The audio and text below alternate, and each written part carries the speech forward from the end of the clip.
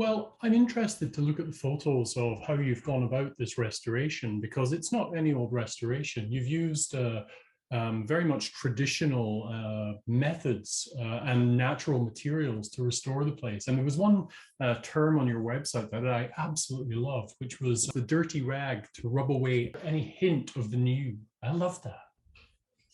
Well, it was a technique that was developed because I would just notice that if we'd restored something, it would stick out.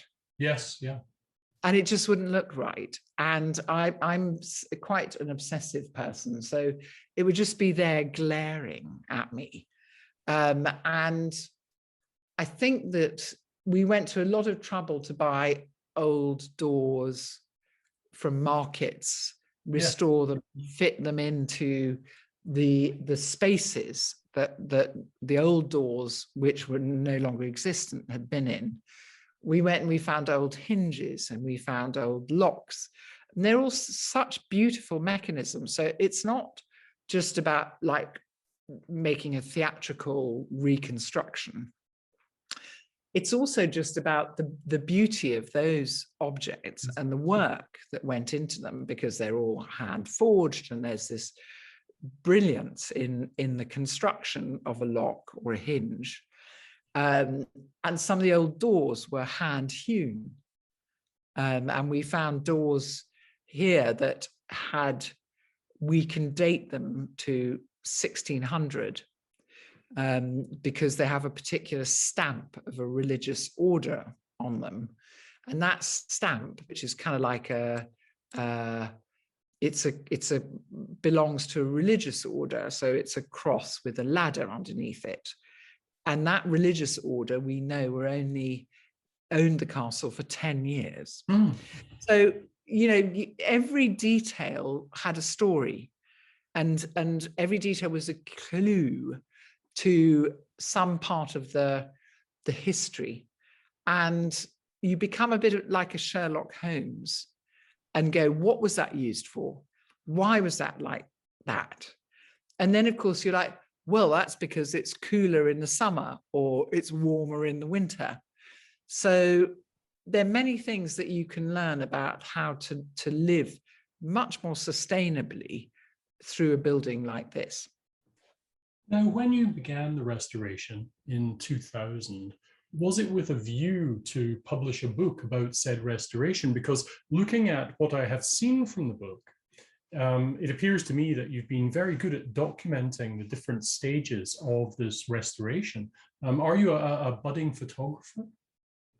No, so it's important to say that my mother was a photographer, and then we had lots of people taking photographs.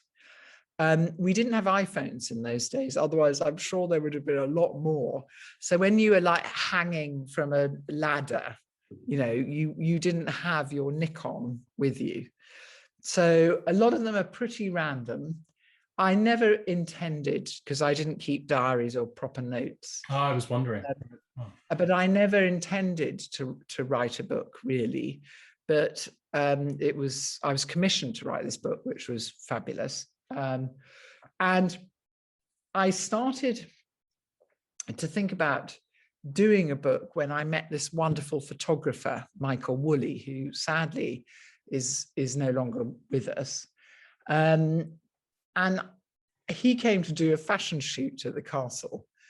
And he's essentially a fashion photographer, but a very highly skilled and pretty, accomplished photographer. And we got on incredibly well. And I said to him, I have thought that it would be quite interesting to do a book about what we're doing at Potentino. So it was more contemporary, and the farming and the approach to the land and the wine and the food projects that we've been doing here. And I said, I haven't been commissioned yet. I don't really know what the book would be like, but do you want to do it? And he went, yes. And I said, I haven't got any money, but you can come and stay here with your family. And while you're here, you can take some photographs. And he went, okay.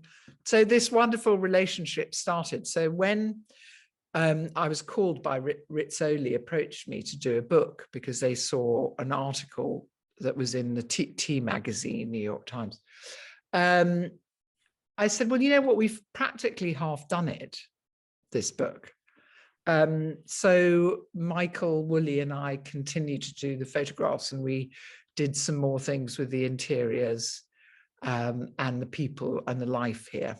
So there's a rhythm in the book, which I very consciously wanted to create, of, you know, the history and the place and the ruin that the castle was in and the restoration. And then suddenly we populate it with people and the life. So you get this rhythm, you understand what happens when you recreate life in a building.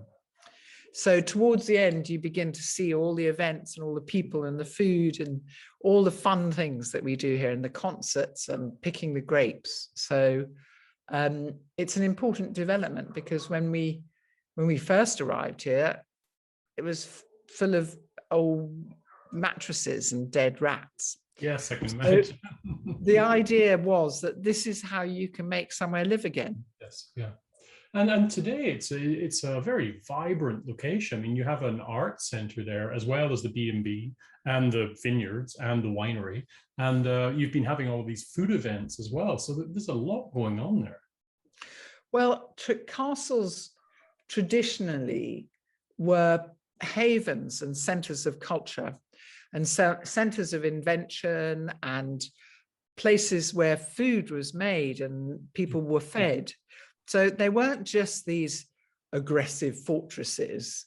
They were actually places where people were able to do things, where artists gathered, poets gathered, musicians came. So they were centers of culture. And I've always focused more on that element rather than this concept that they're aggressive, protective fortresses. So traditionally in Italy, they were always very important centers of culture.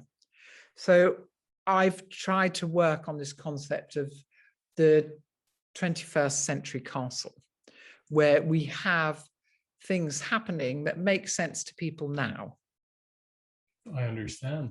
Well, Charlotte, thank you very much for joining us at Good Food Revolution today. Congratulations on this book, and we look forward to seeing you at some point back over in Toronto, perhaps, or if I happen to be stravaiging through Tuscany, I'll make a point of popping in, because it looks like such a wonderful location.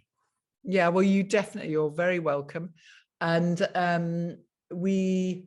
Obviously, you know, I will look forward to coming back to Toronto to do something in Canada soon. So excellent. Thank you very much, Sharon. Thank you very much, Jamie. Bye for now. Take care.